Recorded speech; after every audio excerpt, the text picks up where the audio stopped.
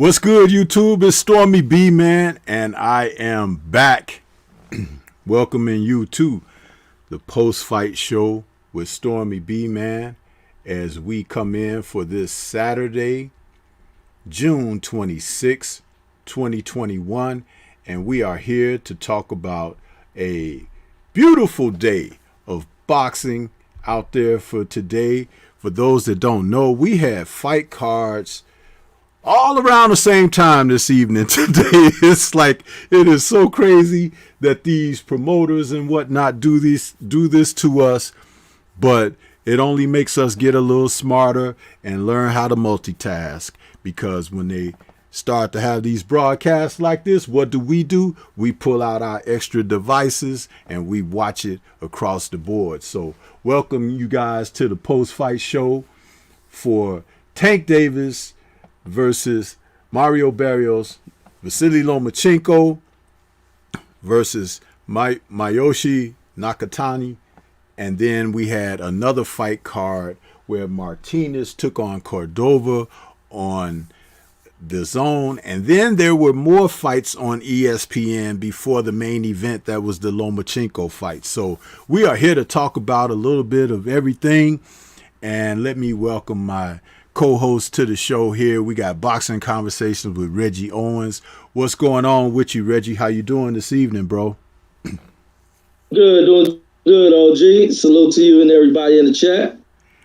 Yeah.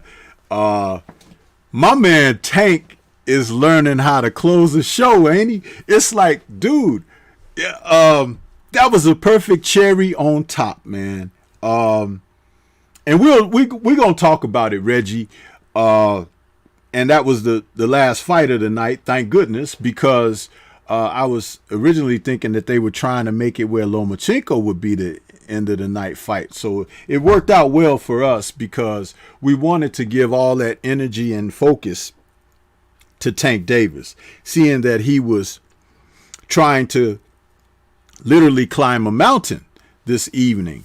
And boy, did it turn out to be a spectacle, man. And it had everything from action, it had drama, it had a little bit of ebb and flow, and then we ended with that, like I said, cherry on top, where you get a chance to see what's very popular amongst us these days, and that's a stoppage, man, a KO. You know what I'm saying? So salute to the brother Tank Davis for doing his thing.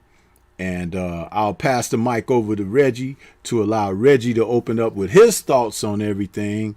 And, go ahead, Reggie. Which fight? The Tank? You want to talk about the Tank fight? No, just, open up with your thoughts about everything, because we got a lot to talk about, but I don't think we need to rush through. It's still early enough, Ain't nobody going nowhere. They want to hear what we got to say about this. I know that they out there listening. We still got people peeping through the blinds and peeping through bushes and everything, like peeping Toms. But that's okay, because we're ready to talk about it, man. So you go ahead and open up with your thoughts on the evening, all the fight cards. And if you want to go right on in the Tank, we can do that. But, I just want you to share some of your thoughts, because that's what we do over here, man. No, great fight event. Even with the fights being lined up, like you said, you got to multitask, pull out all sorts of devices to catch up with these events. But that Tank, I want to start with the Tank fight. That fight was an excellent fight. I don't like what I'm hearing about what people said were on the judge's scorecard. I think that's a huge problem, and I want to find a scorecard if the judges were sitting here still in this fight away from Barrios, because in this fight, Barrios was cruising away with this fight. I think for the first 7 rounds, it was hard for me to give Tank 1 round. Out of 7 rounds, I think I may have given Tank 1 round. Barrios boxed well. He seemed to be faster than Tank. His movement was well, and at one from about rounds 1 through 5, or maybe 1 through 6, he never backed up. He held his ground. He held his position. If anything, if he take moments of stepping back when Tank was coming forward, it was just to reset himself. He recomposed himself, hold his ground, jabbing Tank, landing nice shots to the body. Tank seemed to kind of go Adrian Broner on me in this fight. He was having difficulty trying to deal with the height and range of this guy. And then at some point, something turned on. It was like, well, this is what you're going to, if you fight in this way, you're going to deal with this throughout the fight. Your name is Tank. You need to live up to the moniker and start moving forward on this guy. Start trying to get your work off.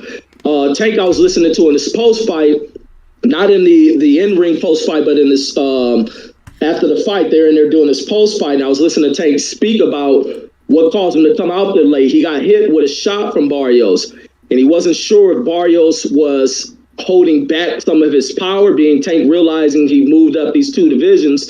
He's in here with a 140. He think it was a good enough punch, but he didn't feel that Barrios was letting everything out. He thought Barrios was trying to look to set him up with something. So Tank had to keep that in mind, and that started to kind of allow those rounds to kind of leave from Tank. That's why I don't get if people are saying that these judges gave Tank all these rounds against Barrios. It doesn't make sense. And even with Tank making the statements he stated of what held him back, thinking that Barrios was going to try to unleash and catch him with something, so he had to think about it. Tank moving back forward, coming at this guy, starting to land off his shots, that big right hand to the jaw.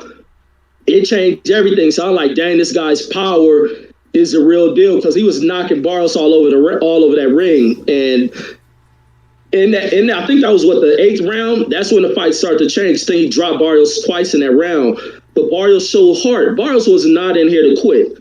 He wasn't about to find a way out of here. Some fighters would have thought about it, getting hit with that kind of power and lay down. Barrios, realizing he got a belt out there, he got back to his feet. Tank got right back up on him, laid him down again. This guy gets right back up. And then he started boxing well after being dropped twice in that round.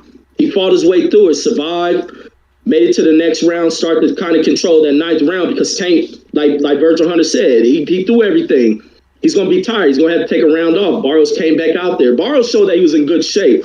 This is a good camp for Barrios. And Barrios really controlled a lot of these rounds in this fight. But when Tank started to come on and that power started to register, Tank making his adjustments he needed to make, knowing what he was seeing out there, what side of Barrios he needed to be on. And even when he threw that uppercut to the body, seeing Tank position over on that left side, allowing Barrios to throw the shot he looked for, and Barrios went for that uppercut, leaving his body open. Tank hit him right up in the ribs, and that was all she wrote. Tank showed a lot of, once he started to turn on, Tank showed a lot of ability to think. And also for Floyd, I was yelling with Floyd sitting in that corner, but Floyd did the right thing, letting this guy know where he was at on these scorecards and that he needed to step up. Even Floyd was concerned with the fact that he was letting too many rounds go, and Tank really responded to that and turned the heck up and got this entertaining victory in a very entertaining, highly competitive fight that I thought he was down in. But that's my thoughts on it.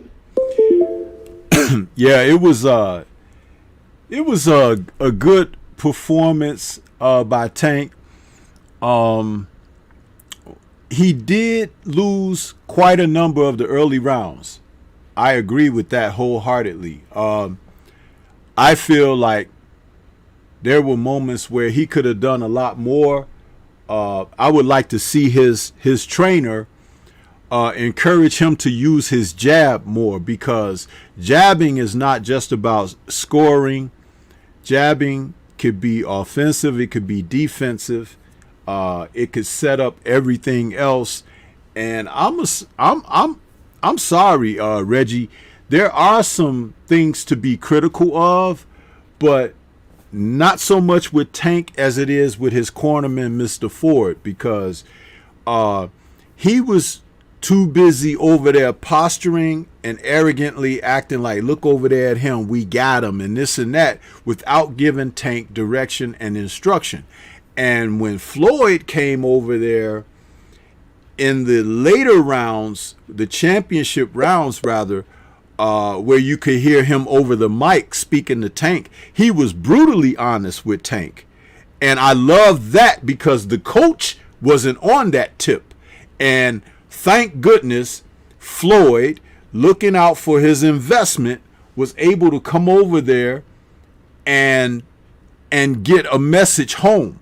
Because if you notice how Tank reacted to Floyd, he was like, what are you talking about? You know, it was like he wasn't necessarily in agreement with Floyd, but Floyd say, look here, man, I'm with you. I'm riding with you. I'm being honest. This is not official, but you're behind.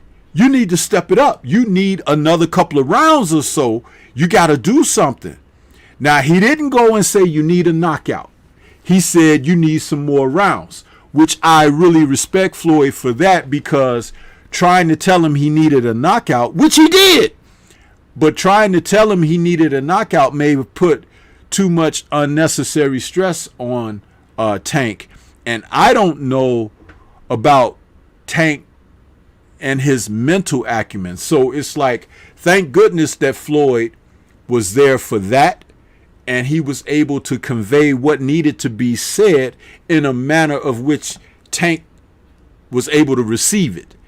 But Coach Ford need to take his butt back to the drawing board and reconsider some things, because Tank had hand speed that showed up when he finally started throwing punches that made the fight like different, night and day, but he wasn't letting his hands go. And when Reggie said over his call, which I respected totally, he said he's looking like AB out there. You were right, Reggie, when you said that, because he just wasn't letting his hands go. He had worked himself in a distance and approximation that would allow for some things to happen favorably for him, but he wasn't letting his hands go. And so therefore, we couldn't see what we needed to see. The first knockdown that Barrios suffered was from a hook that he didn't see. Similar to like when Terrence Crawford hit Kell Brook and caught him with that shot. It was like he just didn't see it. That was hand speed, Reggie and chat. The fact that Coach Ford was, maybe this moment was a little big for him. I know he's been with Tank all his life and everything, but this was a huge fight for Tank. I mean, seriously, if he had lost this fight or even went to a draw or something like that, there would have been a lot of cynics and critics to come out and try to bash and lambaste him. But thank goodness he was able to pull the victory out. But from a critique standpoint, Coach Ford needs to go back and check himself, because there were things he could have, told Tank during the fight. Even as Tank said that he wasn't certain about Barrios maybe holding back on his power and stuff like that. Yeah, that's very smart of Tank to just not wade in dangerously, but the coach could have still given him keys to get to where he needed to be, and he did not do that. So kudos for Tank for being able to pull this victory out, and respect to Barrios for hanging in there with a guy who can punch like the Dickens. This man can knock down a wall with his punches. It is obvious now that is not a hype thing. This kid can punch, man. And you saw Barrios' face, and I said in my pre-fight video breakdown, I saw Tank fight a couple of guys before, and once he landed solidly on them, their mugs were busted up. And that's exactly what he does. And you don't want to get hit too much like that. So earlier in the fight, Barrios working behind a jab, keeping some kind of like mid-range to distance between he and Tank. It was a smart thing to do. But I noticed that even when Virgil Hunter was telling him between rounds, okay, now you've done that, you need to start going to the body. Barrios was concerned about going to the body because that means you have to be close enough for Tank to hit you back. And that let me know that one of those punches that Tank hit him earlier in the fight with made him think about safety first. Because otherwise, Barrios would have been in there bearing down on Tank with body shots and trying to, drain him that way. But he was smart, and he fought the type of fight that he really needed to fight to keep himself safe and keep himself out ahead. It's just that Tank needed to throw some caution and get on him. And when you can punch like that now, I am totally convinced now that he can knock anybody out in them weight classes that he's competing in. It's just a matter of not whether or not he will be able to take men who are physically bigger than him. I know he sparred with heavyweights and stuff like that, but we're talking about live action fights where you're going for someone who is conditioned to fight you in the championship manner and not let up off of you because you've been sparring and stuff like that. So, but what a great fight. I loved the way the fight ended when he dropped Barrios with the body shot, Reggie, that left to the body under his, I think Barrios was throwing some kind of punch. I don't remember what it was, but he slipped over and it was kind of like a 45 right under that right elbow to the floating rib. And Barrios went down similar to like Rosario, and he went to his knees. I was like, thank God, because Tank was head hunting and the guy was getting his head out of the way because the power, and you can't blame him. It wasn't like, oh, Tank was swinging wild and just missing. No, Barrios was alert. He was trying to keep his chin out of that man's path. And so when he went to the body, all of a sudden, that same power that would drop him or put him in danger and distress to the head, now it was to the body, and it was later in the fight, you know what I mean, where you're a little bit gassed and taxed, and here he comes, and he's doing his thing. I love that. I love that. I love that. This is one of those fights that he can now put in his toolbox as a line of experience and say, hey, world, check me out now. You guys said that I was fighting old men. You guys were saying that I wasn't fighting people who were properly on my level and all of that. He knocked out a young world champion like himself and a guy who was tough to boot. Barrios was good, but he was tough to boot. And that Aztec claim that he has showed up tonight. Hats off to him. Much respect to his performance. He has nothing to hang his head on because he was in there with a guy who could take your head off. You know what I'm saying? So that was a beautiful thing that we were able to see this evening by both fighters, man. And I had said in my pre-fight video breakdown that this was probably the best 50-50 fight that you'll see this year. And honestly, even though the other fight, Lubin and Rosario, which we will get to, was a 50-50 kind of on paper, but this was more of a realistic 50-50. And look how long it went. Look at how the rounds were being tallied, and you could see the competitiveness between the two men that somebody didn't want to, well, let's put it like this. Neither man wanted to relent and lose to the other guy tonight. So this was exciting, and it was well worth it, man. It was the type of performance that if you're going to pay for pay-per-view, you get your money's worth here. And just salute to the entire promotional group that put this together. Like I said, Barrios has nothing to hang his head on. Tank should hold his head high because he has some star power and star quality that boxing really needs, an injection in the arm. So salute to everybody out there for that. And before I throw the mic right back to Reggie, I just want to take a moment and acknowledge we did have a couple of super chats out there. Let's see who we have. We had Taylor Bell out there. The brother is always representing. And I'm trying to go back to it. He says, Loma looked outstanding tonight. He's very impressed. And what else did we have? He said the fix was in. The ref stopped Barrios too soon, but he said he was just kidding about that second comment there. But yeah, man, thank you, Taylor Bell, for your donation for the show, man, and your super chats. We appreciate you, bro. But yeah, so Reggie, Any comments on what I had to offer on there? I know I was a little long-winded, but I'm excited too, man. This was a great night of boxing, man. No, I have nothing else to add on that. I just thought it was great adjustment by Tank to finally stop sitting on his pockets and get out there and put out his work. But once again, Barrios gives major respect from me as well, man. And for the fact that he never made up no excuses.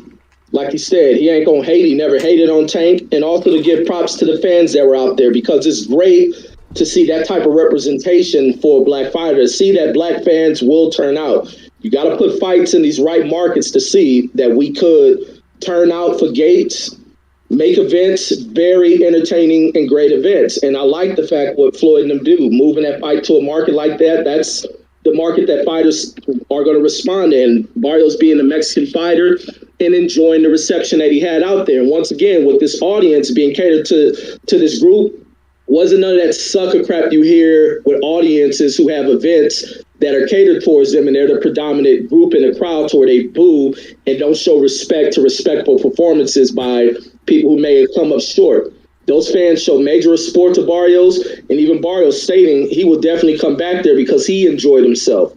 Because that's what we truly are. We respect what is respectable. We don't sit there and boo and disrespect people on other lines. So I got to salute the fans that attended this event, and they probably would have gave Barrios his credit if he would have been the victor in this fight. But to just see the overall performance of everything is Barrios made Tank work for this position, and many people were kind of afraid of what they were seeing until they saw Tank start coming on. Then they start to realize, because at first I was like, man, Floyd and them may have bit off more than they can chew, and Tank really started to turn it up. And Barrios, as a matter of fact, Barrios landed about one or two shots that may have rocked Tank, and Tank did a great job of playing it off. And especially it was in that round before the knockout came, where Tank, for some reason, I think Tank may have been lured. I don't understand why Tank started the round off against the ropes. But Barrios wanted to put a combination on Tank and landed a big left hook on Tank. And Tank kind of started to like lean back. And I think with the ropes being there, he's able to kind of gather himself. But Tank plays off well. You don't know if you hurt Tank or not. And you always cautious about whether or not Tank is luring you into something. But Barrios showed tremendous heart, gave tremendous effort. Tank had to dig deep. He dug deep, walked forward, and pulled off an exciting victory in this fight. 4 knockdowns. That power is very serious. If he moves back down to 135, it's dangerous for a lot of those guys. And it takes a lot to get Tank out of there. He's a strong guy. He can endure a lot as well. But that's my thoughts on that one. Yes, sir. Yes, sir. Totally in agreement with you on that. And it's gratifying when you can witness a fight where you're seeing what you want to see, what you pay your dollars, your hard-earned cash to see. And, let me also say shout out to Zenith 360 out there in that super chat. He says Tank defense, IQ, and boxing skill was outstanding. Yes, it was. It was. But he did have help. He had Floyd over there coaching him from the corner because, like I said, Mr. Ford was a deer in headlights over there. He was enjoying the moment a little too much, but he wasn't carrying Tank through in those championship rounds of what he needed. So thank God that Floyd was there to assist in that moment. And if I do sound like I'm coming across critical of Coach Floyd, I am, because there was a lot more he could have offered up that he did not do. You could hear Virgil over there coaching Barrios, and you know that Barrios, he had Barrios's ear. You could tell because of the way the man fought and how his performance was coming across. But Tank did look at a few moments out there like there was some uncertainty, and it's okay because there's growth in this. When you're fighting people who can challenge you, who are on your level, that's what it's all about. you know, and that's not a bad thing. So these men out here who don't want to challenge themselves, who don't want to face quality opposition, you know, there's something to be said and something to be learned about a victory like this that Tank had this evening.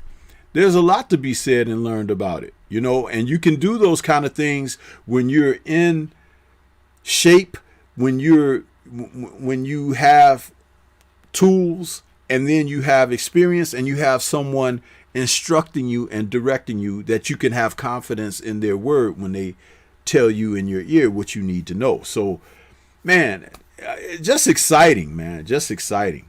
So, Reg, let's move on to the next fight that was before that, and the Jason Rosario and Erickson Lubin fight. You know, a fight that all of us were chomping at the bit to see, and we were all even indicating that this could have been the fight of the night, or the fight of all the shows today.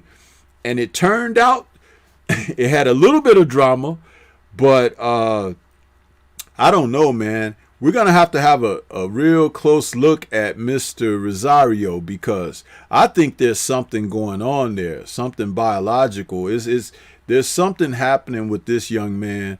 It's more than punch resistance, because it's how he reacts when he gets hit in his body. And I don't know anyone in boxing who don't do proper training where they, you know, learn how to take and it's not like absorb punishment to the body, but, you know, you train your body for impact, you know, and stuff like that. And he acts like a guy that had never been punched in the body before, and all of a sudden found himself in a fight where he got hit in the body.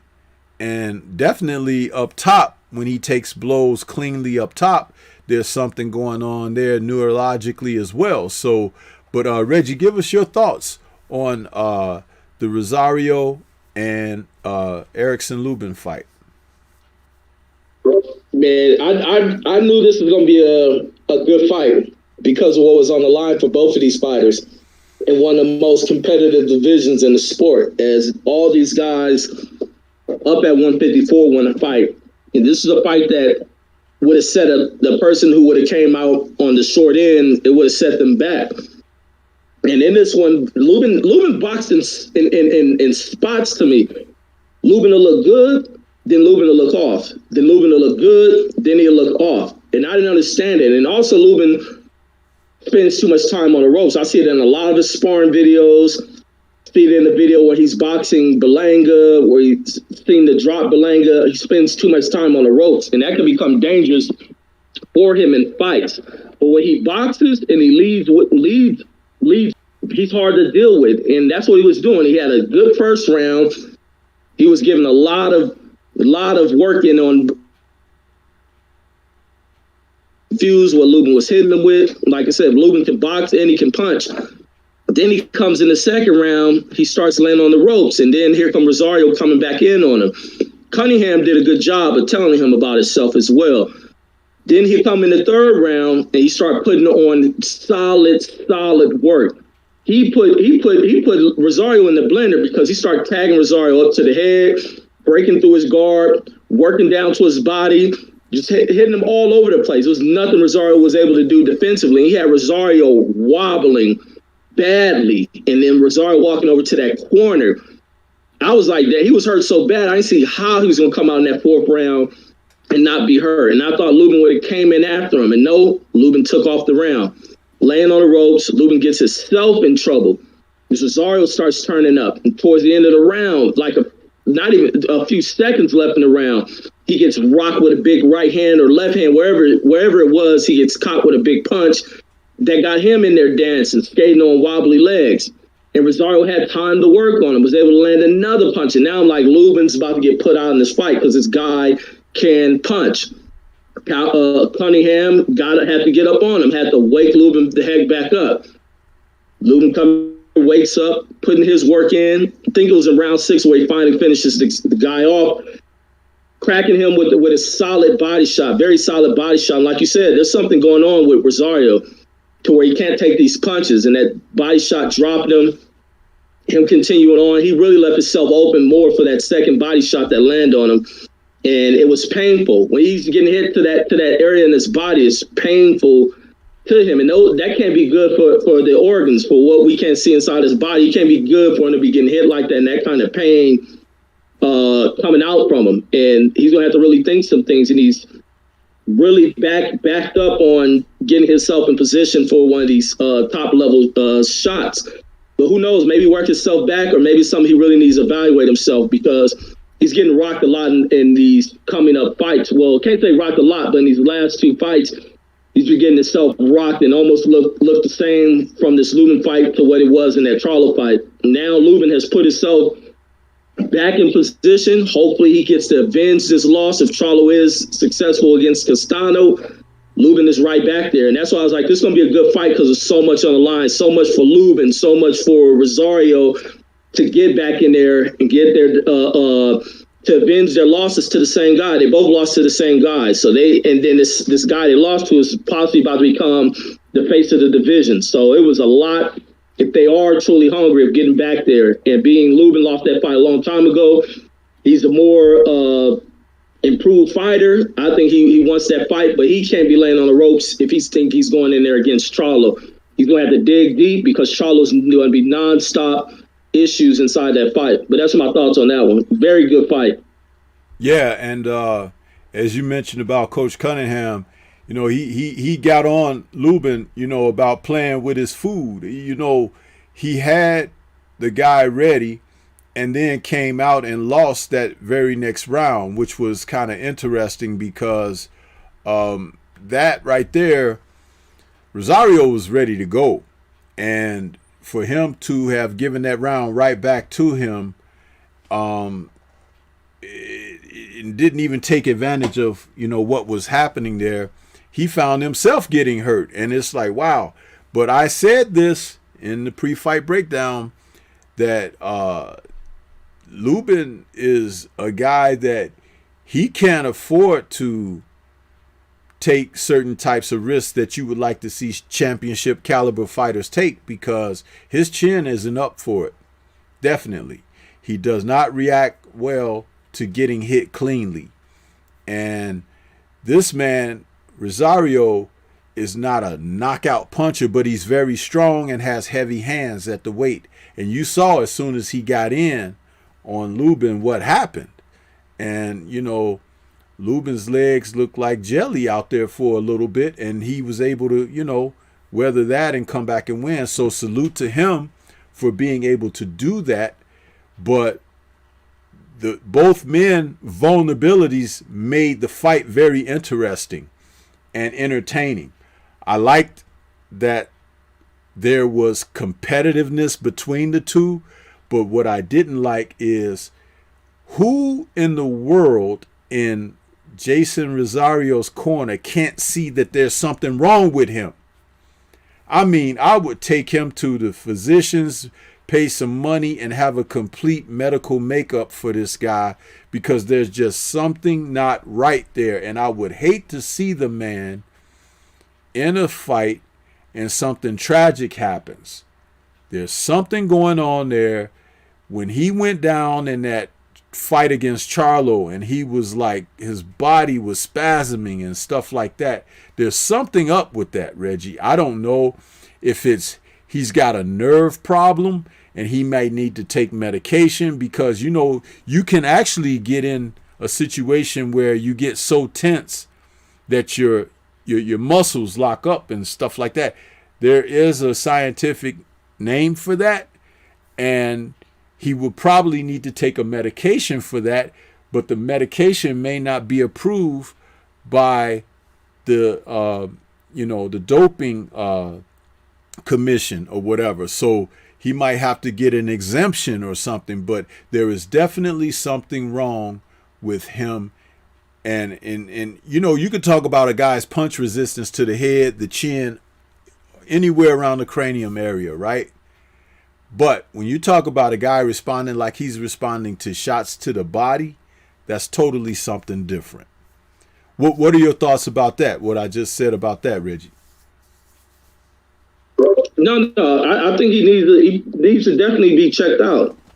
something deeper than the boxing physical. Be like you said, there's something not right with Rosario. Something's definitely not right, and he has to rethink something. And I think sometimes with these guys who come from these poor countries and being in a position the money's making, boxing is everything for them. There's probably no other opportunities out there. Hopefully he made himself enough money, because it's coming to that point to where those paydays those paydays for him are drying up, and he's going to have to really evaluate his career, and his coaching team, if they care for him, going to have to really look out for him, because it'd be bad to see this guy go out in some fatal incident in a boxing match because something is wrong and they're ignoring it. Yeah, because that one punch to the body when he went down that second time, it was like when you saw it, it was like really on the belt line or the waistband of the trunks. And it didn't look like a debilitating punch, but there was a delayed reaction to it. And it wasn't like he was hit really low there or nothing. It was still high up around the navel area, but he just did not respond correctly to that. And I'm like, man, there's something going on. And who in the world can't see that? If he's reacting like that in a live action fight, but don't react like that in the gym, it's got to be something neurological and musculature related. Like I said, maybe he's too wound up. Maybe, because people can be like that. A person that has asthma can get excited and have an asthma attack, stuff like that. It's like, listen, we got very good doctors out here now, and fighters who make the money like they make should invest in their health, because their body is their tool for work. So you need to really take care of yourself. If it's a deficiency somewhere from his diet, I don't know, but we would like to see the man get himself checked out. You know what I mean? Because he's still young enough to compete. But if they find out what's really wrong with him, maybe he could go over to Germany or something, because they got some really good doctors over there. You know what I mean? He could go and really find out, have a complete workup and find out what's wrong with him, and take some time, get himself together. Or if something is wrong with him and it's best that he don't fight anymore, let it be so. But please get yourself checked out. Jason Rosario, I respect what you've done with your career and respect you as a fighter, but I don't want to see you continue to be out there not knowing what's going on with your physicality. So Reggie, that was another exciting fight for the evening. And even the fight before that, where we saw I got my little scorecards here in front of me, where we saw Carlos Adames take on Alexis Salazar. Now, Salazar apparently was a fighter being trained, or at least working his corner was Freddie Roach. I don't know if he's a Freddie Roach trained fighter. Maybe someone out there may have inside information on that. But that guy wasn't ready for this fight, man. And it looked like the referee was going to do everything he could to help him in his quest. But thank goodness Adames was able to break through even the referee. Did you hear the insulting manner of how that ref was talking to him, Reggie? I know you were calling the fight, and you may not have heard verbatim what he was saying to Adames, but I took that, man. A lot of us are sensitive about some things that are happening around the sport right now and everything, but I don't think I was overlooking what I was hearing when that ref talked to him like he did. And it's no joke that, Adames being I think he's Dominican, the ref definitely spoke to him out of pocket and out of turn. And that old ref, he looked like one of the good old boys too. So I didn't like it, man. I didn't like, and he took a 2-point deduction from the guy when he turned him and was holding him and hitting him. He took a 2-point deduction and cussed and sweared at him. And that's what I'm talking about. And I'm like so glad that just moments later he stopped the dude. I'm just so glad. What are your thoughts? And if you caught any of that of what I'm talking about? I said before the fight started that this ref was going to be a problem, and the ref turned out to be a damn problem. I just knew. Well, I was saying it because how old the guy was. On top of that, but I've seen this ref, and I knew he was going to be a major issue, and it turned out that way. He was too far away from the action. I'm like, this is how. Before anything turned out bad, I was like, this guy too far away from the action. I said, this old man gonna be quick enough to get in there when he needs to break something or when someone needs to get hurt. But Salazar boxed well early on in his fight. He boxed well, and he just keeping Adamez at bay. But Adamez at multiple times in the fight would grab this guy around the body, pivot around on him, throw shots behind his back, and turn him, and this ref would do nothing. This ref didn't give a warning for anything. There was another time where Adamez rushing out at the guy, and Salazar's trying to get out the way, ducking up under shots, and his gloves, both gloves hit the canvas. Usually I watch referees grab both fighters by the gloves, reset them, make sure everything's okay. He didn't do any of that. He just told the guys to go right back at it. And even in the moments where he run in there after, and matter of fact, in that moment where he started throwing off on his combos, he hurt Salazar in that moment. He spun Salazar during when he was getting that work off. Then had Salazar against the ropes, caught Salazar with a big hook, caught him with another hook, and Salazar started fighting his way through that and brought it to the center ring and grabbed him again before that ref comes in there, grabs and snatch him and tell him he's tired of this effing whatever it is, y'all effing crap. I ain't gonna put up with it. And matter of fact, when he ran in there, he just put up 2 fingers. I'm like, damn, what kind of crap is that? He don't go to each of the judges, tell him to take 2 points. I was confused on whether or not he took 2 points or not, because I just heard him say 2 points and that was about it. And then turn these guys back to action. It was like he didn't even reset the fight. But also, I was saying in this fight that Salazar could not sit still because Adamez is looking for somebody to sit in front of him. And the moment he sat in front of that guy, he tried to defend by catching or blocking a shot. And it was a good shot by Adamez to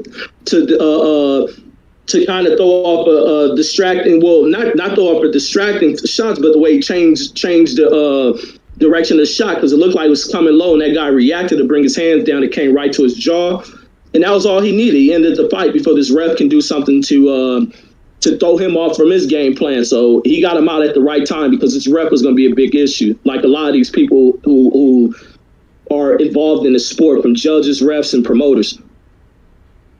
Absolutely, man. I'm so glad that he was able, in the same round too, because the ref was probably at the end of the round going to go over to the judges and tell them or reassure them that he had taken 2 points, but it was a non-issue, a non-factor, just like he was a non-factor, but trying to factor in. I hate those type of refs that want to impose themselves like that. I don't recall that, at the beginning that you were saying that he was going to be a problem, but I do know that when I saw that, I was livid, man. I was like, who he think he talking to, man? I was like, more than the fight, I was like how he was on him, because Reggie, he said what he said to him and talked to him in such a condescending manner. There was something more underlying with that. You could tell. I mean, because you can always tell when judges and referees have bias, right? But this was even more than that. Like, man, maybe he saw the Derek Chauvin news today or something, and it made him feel a certain way or something. I could be reaching, but I don't think I am. I just saw there was some bias that was deeply rooted. And that being from the Dominican Republic, that Adames, he looked like one of us. You understand? And dude was talking to him like he was caught him on the country road down in the deep south or something. I was surprised he didn't say, hey, boy, didn't you hear me say what I said to you? But again, that may seem a little dramatic, but I don't think it is. I think I saw what I saw. You understand? And, I've been around and I've seen a few things. But you ain't never heard me say this on any of our fights, post-fight shows or even our Friday night chop sessions where we watch many fights. But this guy, he showed me something tonight, and I'm like, I'm going to be gunning for him from here on out. I'm going to be watching for that dude. And you guys watch him too, and you'll see exactly what I'm talking about, because that's not something new, but it just happened to be fresh tonight because my sensitivity and alert buttons are on high. You understand? I saw him and I heard him. But yeah, let's move on to the next fight that came before that. But I want to go to the chat one quick moment because Eric R., who's joined us, salute to Eric R. out there. He says, great point, Stormy B, man. My wife mentioned something about that. I didn't catch the whole exchange, but I heard her say, who the, yeah, he talking to like that. Yeah, absolutely, man. Now, if your wife, who, of course, she's a woman, but if she's listening to that, it obviously came across wrong, especially if you all have sat down and watched fights together, and to hear a guy talk to, man, you would have thought, like I said, I gave the analogy already, but keep your eye out for that old bastard. Okay? So let's go on to the fight that was before that, Reggie. We had Batir Akhmedov going in there against Mendez. Now, this fight right here, it was interesting because I've seen Mendez fight before, and it's interesting how when he fights people with that big old chrome dome head of his, he's always butting people, Reggie. Always. So he got to Akhmedov today too, but Akhmedov was able to still work around that. Man, he was in and out and side to side. You would have thought he was playing hopscotch out there on the sidewalk or something. He was on top of the dude. And see that whole posture with that trying to do that Philly shell thing? Mendez got his butt beat up, and then he tried to act in the corner like he was hurt or something, but he just didn't want no more because Akhmedov was working him, and nothing that he was doing was turning back the tide. It wasn't making Akhmedov slow down, and he banged him. He hit him with some good shots to the body, tagged him to the chin a couple of times, but Akhmedov was in shape. He was ready to go. His engine was high and revving. And I think it's time for Mendez to go sit down because, you know, just because you headbutt people and go out there and you try to pot shot and everything, you ain't Floyd Mayweather. Go sit your butt down somewhere. And he did take a seat. After that, what was that, the 9th round? The 8th round? He decided not to come out for any more. Good. Don't come out to the rings anymore either. Go sit your butt down somewhere, Mendez. But what were your thoughts on this fight, Reggie? Yeah, this one I caught towards, I think the 4th or 5th round, I caught the fight. It was, as soon as I turned the fight, I see him against the ropes. It looks like he ain't throwing too much. He kept trying to counter shots, doing that roll, trying to roll with shots. And he'll throw just a few shots. But when I was seeing him throw mainly counter shots, I thought his body was hurt. I thought he was hurt on that right side. I didn't think it was his hands. I thought maybe Akhmedov, who was that dude? Can't think of his name. The other guy, Akhmedov, yeah. I thought maybe he was doing a lot of damage to the body because when I caught it, he was beating up on Mendez. So yeah. I thought maybe Mendez had an injury or something, which was causing him to not be able to fully throw out a right-hand shot. So that's what I thought it was. And then to see him in the corner talking about his right hand hurt, it was nothing I can say. Plus, all I seen him was getting beat up, and I was like, him just trying to counter shots, throwing these short counter shots, and then constantly being beat up on. He didn't look like he had anything to give this guy, and so that's what I thought it was. I just didn't think he was gonna go on long, but don't know how serious the hand is, but he didn't want to fight no more. Take him out the fight. That's all I got on that one. Yeah. And like you said, he was getting beat to the body.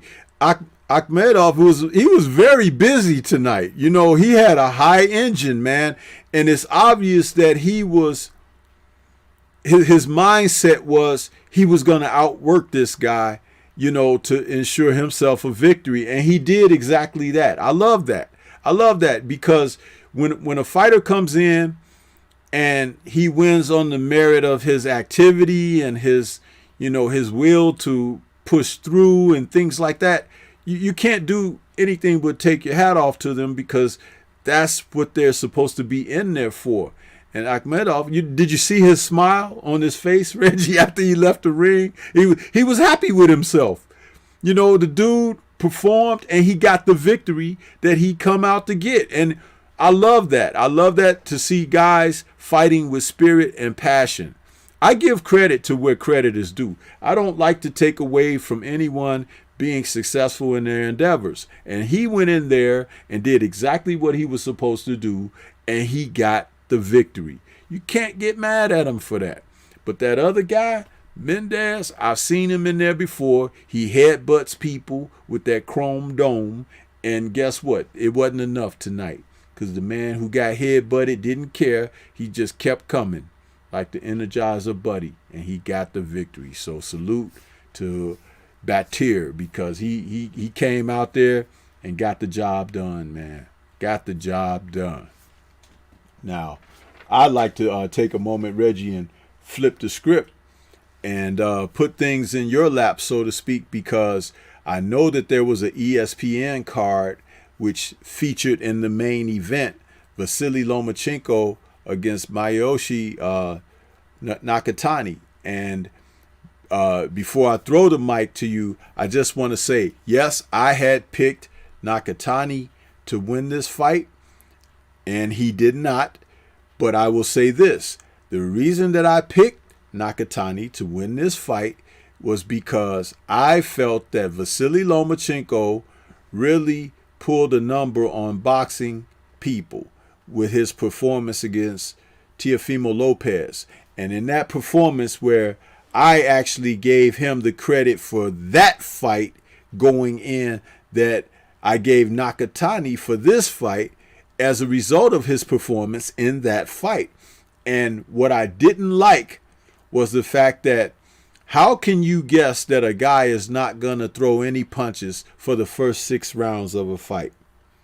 And then when the fight was over, yeah, he made a late rally and attempt to do something late in the fight. But then when the fight was over, he complained that the refs and Bob Arum, all of that was against him. And then he later said he had a shoulder problem and this and that. But you went into the fight with that, even though you said in your pre-fight stuff that you were totally healthy and this and that. And that's why I was like, I had to pick against Lomachenko, because he lied to us, and a fighter that comes out and don't perform, you can't trust him. You don't know anymore. And I was like, he's going to have to prove it to me. Well, he proved tonight that he wanted to win this fight, but that doesn't mean he's not what I've said he is, because, yeah, he went in there and he exposed the weaknesses that were there in Nakatani, but we couldn't see that based on the performances that he had been given prior to that. Remember the Luke Campbell fight? He was getting touched up. Remember the Jorge Linares fight where he got dropped and things like this. So it's like Nakatani appeared to be a guy that could do some things in this fight. But what Vasily was able to expose was a guy who doesn't have any defense whatsoever, and how he could capitalize on it by getting in close to him, keeping him turning on his feet, and just hitting him at will. He broke the guy down, and I'll give him respect for doing that, but I still don't think I can trust Vasily Lomachenko going forward, and I ain't going to ever say that he's what they said he is, but he won the fight tonight, and that's all I got to say about that. Yes, Stormy was wrong in that pick, but guess what? Nakatani will be back, and he'll beat some other guys, and Vasily Lomachenko will disappoint again. That's what I got to say. Go ahead, Reggie. I'm giving Lomachenko his full credit. The guy's a bad guy. I was wrong as hell. I thought Nakatani was going to be able to beat on him. Would have brought a fight to him. Loma wanted all of it. He started getting aggressive with this guy in those clinches. Loma landed some big shots out the clinch. He was not about to be roughed up by Nagatani, not once. His footwork was good. His explosion on stuff was good. And he attacked Nagatani, even through that headbutt. He was never worried about that headbutt. He fought through it. Once he figured out it was on the forehead, is to come in there and continuously box. He wants Teofimo that bad, and he showed it. Nothing was going to stop him. The abuse he put on the eye of Nagatani, not sure if Nagatani made, but no, I can't, can't blame that the eye on the head, but because I didn't see none of that swelling after the head, but he just went to work on this guy. Loma ended up being one step ahead of this guy, and his whole thoughts is he wants Lomachenko. I mean, he wants Teofimo very, very bad. And I don't think nothing's going to stop this guy at this point. He fought an excellent fight, and I got to give him his credit. That was a question asked early in the fight. Is Lomachenko a hype job? And I was saying if he goes in here and get beat the way that I thought Nagatani would have did it, I would have stated, yeah, he's a hype job. But the way he went in here and fought, he showed that he's a real deal. And even in that fight against Teofimo, which he came on very late in that fight, he was hitting Teofimo with shots that Teofimo was not reacting well to those shots. It leaves a lot of questions open with Teofimo's ability to take punches. That's why I'm wondering what's going to happen with Teofimo in this Kambosos fight. But Loma, I can't take nothing away from that guy. He can fight. He's rough when he needs to be, and he looks to close out a fight. And he got that closeout on the guy who I thought was going to give him something. But what Nagatani did reveal is that Loma doesn't like to be hit to the body. He hit Loma to the body with some very solid shots, and Loma was trying to tell the ref he hitting them low. Those weren't low blow shots, but I think he was just too slick in there for Nagatani. Nagatani leave himself open, missing the punch. As soon as Nagatani missed the punch, Lomachenko's right in there to clean it up. I gotta give him his credit on that one. I was wrong as heck. I thought he was gonna get stopped in this fight, and he reversed all that. Yeah, and Mr. Bob Arum, he ain't tricking me, Reggie. He signed T.O. to a new deal or whatever, right? And Loma is still on Top Rank 2.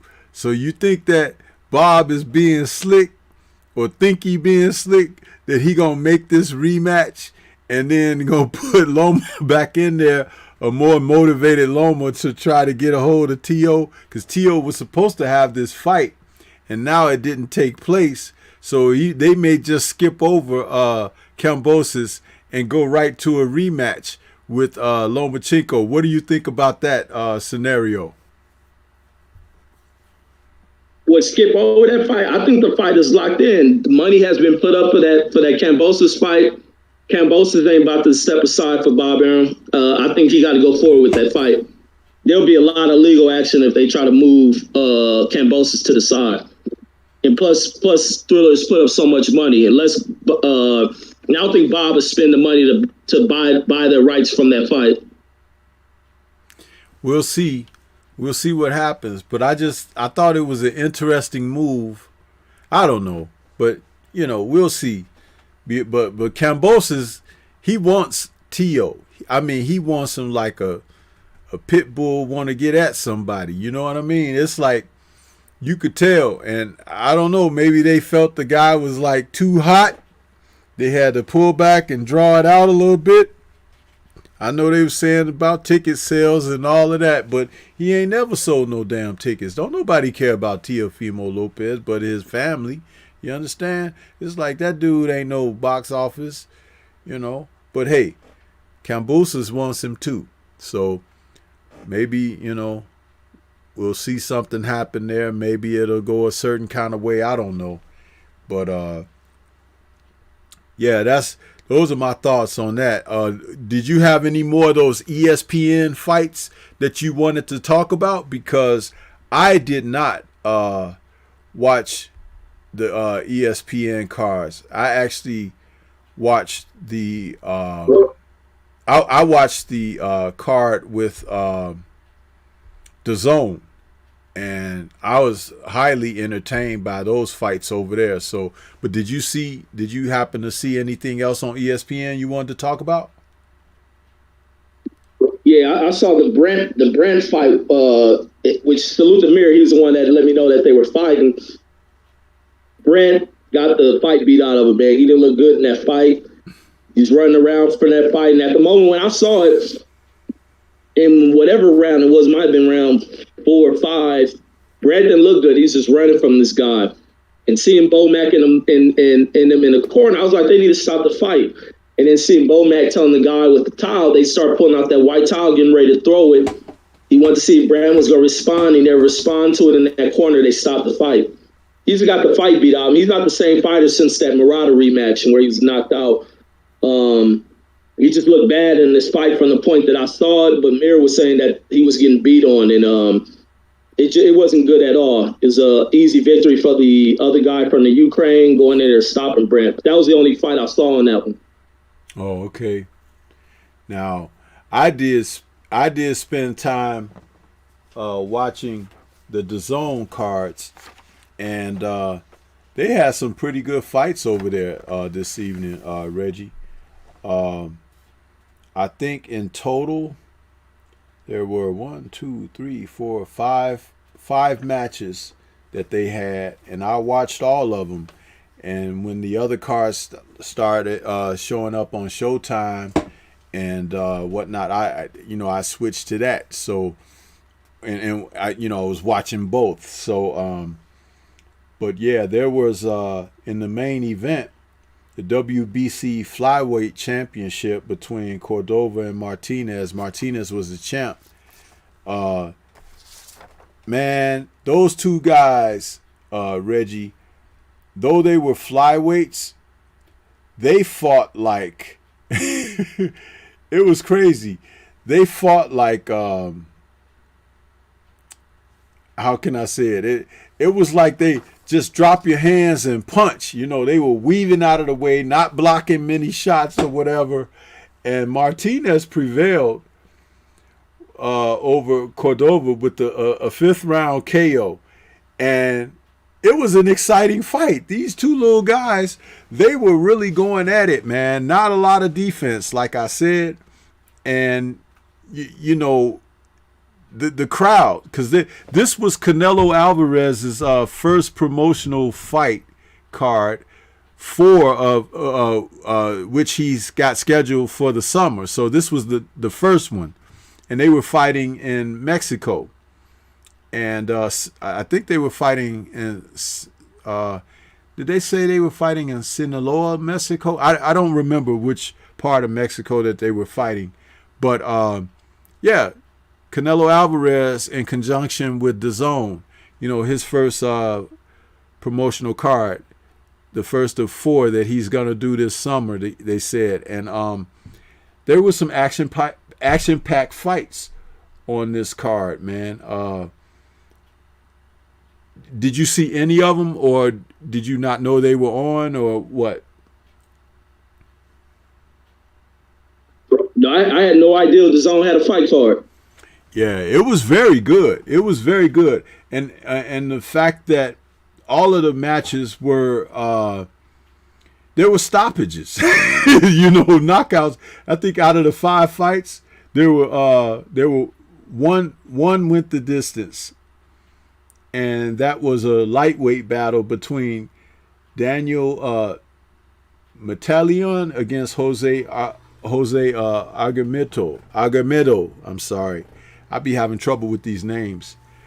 And Daniel was entering that fight as, the undefeated guy coming in and everything. And I think Agamito had like 2 losses on his record. And that fight went 12 rounds. And Daniel ended up winning a unanimous decision. And I think he's a Cuban. But the fight was very close. And early on, Agamito, who had a style similar like Batir, he was high motor, trying to go for the guy, really, trying to gun in there. He suffered a huge cut on the side of his head where they had a clash of heads in one of the earlier rounds. And boy, by the end of the fight, man, that thing was bleeding so much, Reggie, you would have thought he got hit in the head with a hammer, man. and it was off to the side of the head, you know, by the temple, but in the hairline. And he was bleeding like a stuck pig, man. But he fought his way through that fight. And I thought that Daniel lost a lot of the earlier mid rounds, but he came on enough to control the fight, and they gave him a unanimous decision. So it was interesting. But since you didn't see those fights, you know, there's not a lot more I could say. But these guys, they put on a good show, and the fights were entertaining. And like I said, this was Canelo's card. He put this promotion together. So interesting, very interesting.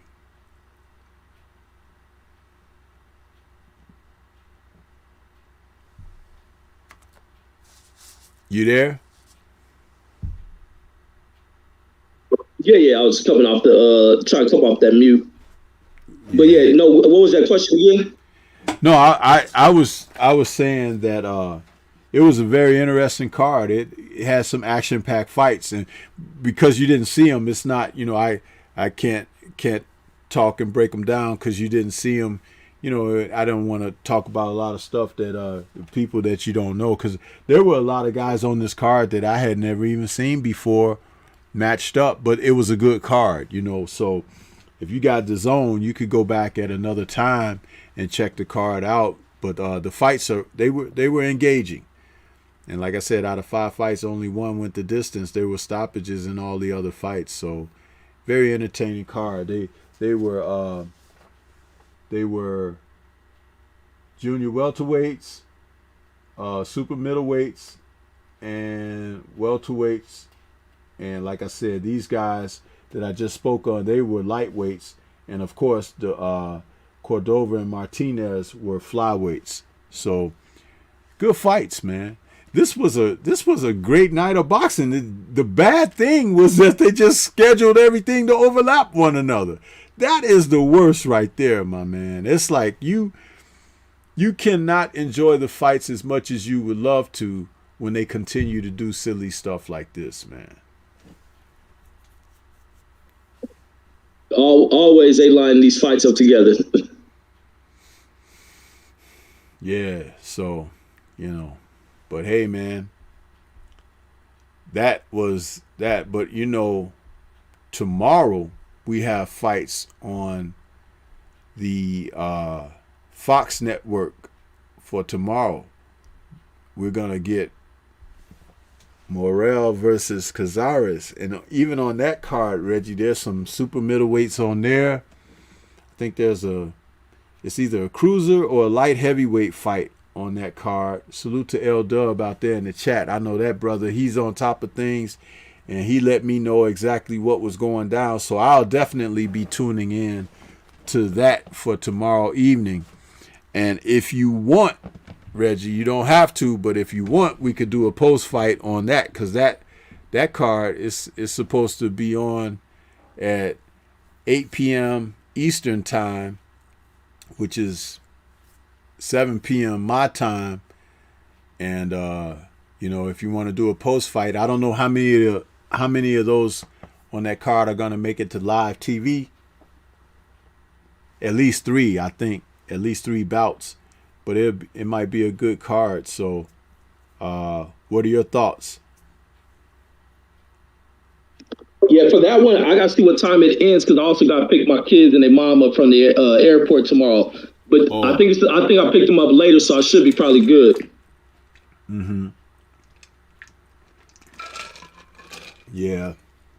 So I'm looking forward to it. A rare Sunday night appearance for boxing. So I'm geeked, man. We've been getting some good fights mixed in with some so-so fights. And it makes it all worth the while when we see action like we saw tonight with Tank stopping this guy and everything. Like I said earlier in the show, it's like that's the cherry on top, you know, when you can get those type of endings. So, but yeah, man. You got anything else, Reggie? No, that was it, man. A good night of some boxing, man. And salute to everybody that won in these fights. everybody that got in the ring tonight in these fights, because they put on some entertaining fights, man. This is a well worth it pay-per-view event as well. Like once again, salute to Tank, Mario Barrios, Lubin, Rosario, Mendez, Salazar, Mayweather, and putting on this fight. They really built up this event, a good event. Al Heyman, salute to these guys for bringing honorable, respectable cards to the sport of boxing. And it's going to be a lot of money.